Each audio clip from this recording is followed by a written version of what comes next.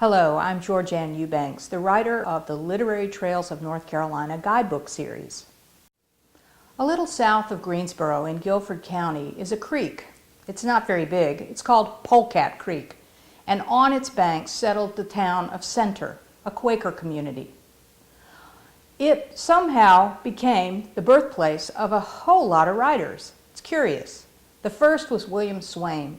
He was a newspaper editor in Greensboro, and his stance on the abolition of slavery just about caused him to be indicted by the North Carolina legislature for sedition. Being a newspaper editor was a tough business. He died at age 33, long before his grandson was born, who happened to be William Sidney Porter, also known as O. Henry. Porter lived in Greensboro during his early years, and he worked in his uncle's drugstore. His uncle eventually sold the drugstore, and it became the place where Vicks Vapor Rub was invented. But back to Polecat Creek.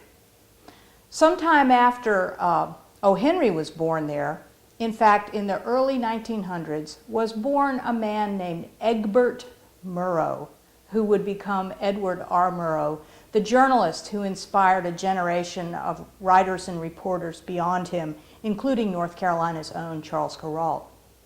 Murrow, evidently, was quite a young man with a bold voice. When he was 4 years old, he stood up in church in a Quaker meeting and made a confession about something he'd done on a Sunday that he was embarrassed about, and the congregation was blown away at his voice, a voice that Americans would come to know very intimately as he reported from Europe during World War II.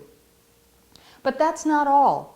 The Worth family from Polecat Creek gave birth to a North Carolina governor and to Jonathan Worth Daniels, the editor of the Raleigh News and Observer.